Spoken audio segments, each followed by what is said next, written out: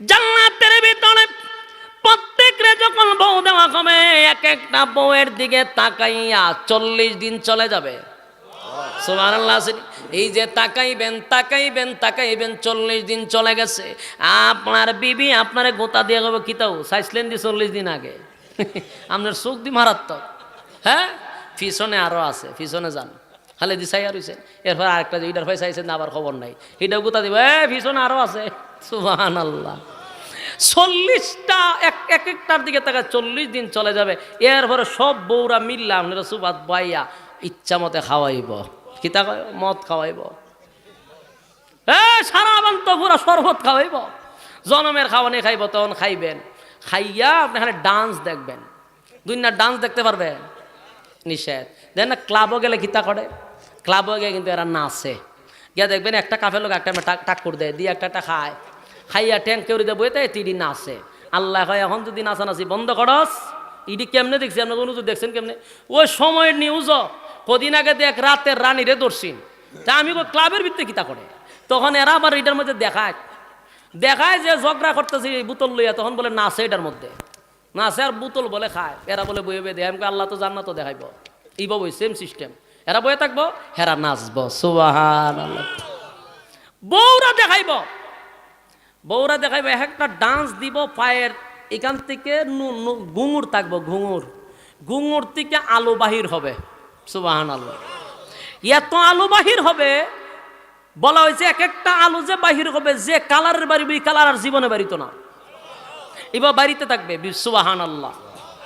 জান্নাতের ভিতরে আপনারে বসাইয়া আপনারে শরবত দিবার আপনি খাইবেন, আর তাকায়া থাকবেন সমস্ত হুরো গিলমান্ডার নাচ দিব, ডান্স দিয়ে আপনারে নিয়ে যাবে, এক এক জায়গায় ঘোরাবে, কাজ কামরায় চলে যাবেন, আনন্দ ফুর্তি করবেন, কোনো অসুবিধা নাই।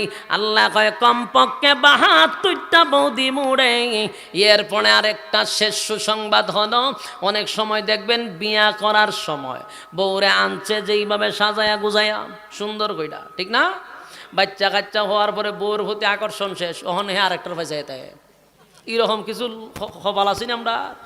আমি একদিন বইয়া রয়েছি, এই সময় মাদ্রাসাত পড়ি, তো দোকানে বসে রয়েছি আমি এক সাইডে, একটা আমার সামনে বইয়া খালি কপালতা পায়, তাই হত্যান পরে ওই কিতারে কপালতা বাস কেটে খয়রে কপালটার দোষ, তো কিতা তোর কপালের দোষ, কয় মা বাপে দেখো কি কামটা করছে, আমার কপালের গরের কপাল, তো কিতা করছে তোরে, দেখোস না গেছে একটা, এটার মতো যদি বিয়াটা করাইতো তাও তো ভালো আছে, আমার কপালের গরের কপাল, আর কপাল তাপাইয়া শেষ ঘটনা কি তার এরকম করতেছে কেটে, কপালা তাপাস কেটে, কপালটা বালা না।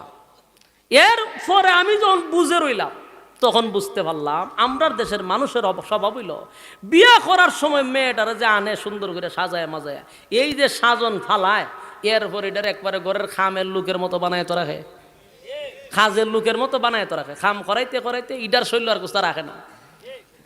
এরপরে যখন এ বাহিরে যায়, আরেক বেড়ার বউ গড় থেকে সাজ্জা মাজ্জা ফাউটার আল খাত্রা লাগাইয়া যখন পুরানো যায়, সেইটা দিকে কপালতা পায়, ভাই নেই। আর আমরা দেশের মহিলারও দোষ আছে, দোষ কেড়ে জানে।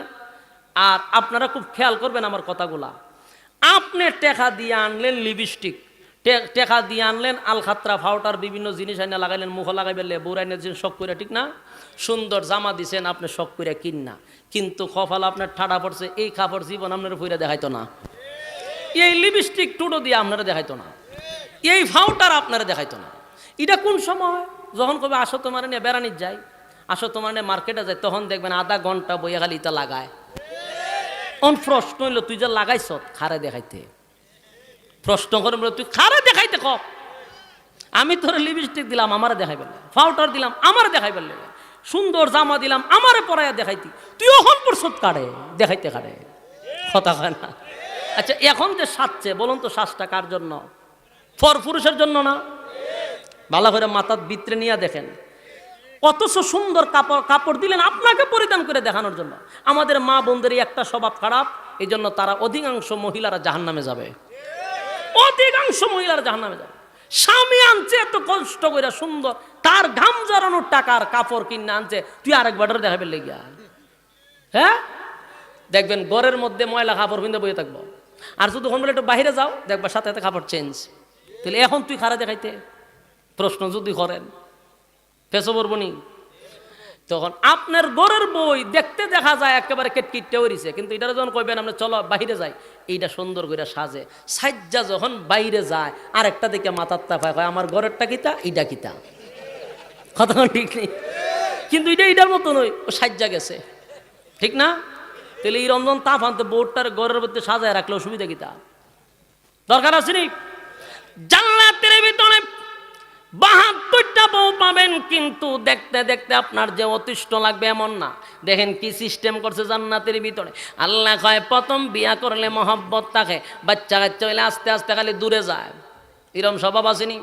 আল্লাহ কয় জান্নাতের ভিতরে আকর্ষণ কমবে না রে, কারণ প্রতি জুমার দিন, প্রতি সপ্তাহে, প্রতি জুমার দিন আমার আল্লাহর পক্ষ থেকে সমস্ত জান্নাতীদেরকে দাওয়াত দিয়া নিয়ে খাওয়াইব।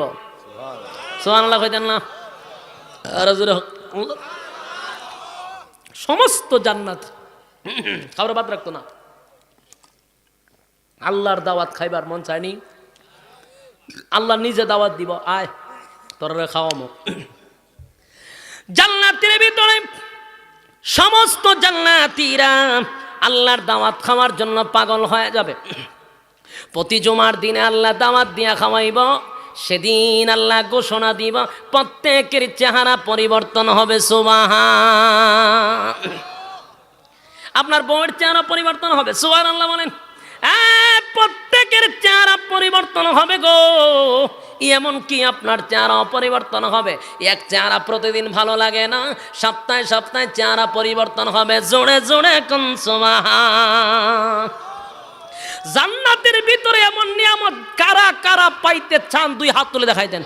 লিল্লাহে তাকবীর, লিল্লাহে তাকবীর। এই অন্তর থেকে তুলছেন নি? কতগুলা নিয়ামতের কথা আপনারা শুনাইছি, এটা যে কইতে তাই আরো খাওয়ান যাব। এখন আসুন, এই সমস্ত নিয়ামত আল্লাহ জান্নাতের ভিতরে রাখছে, কথা হয় না? না শর্ত আছে? অবশ্যই শর্ত আছে।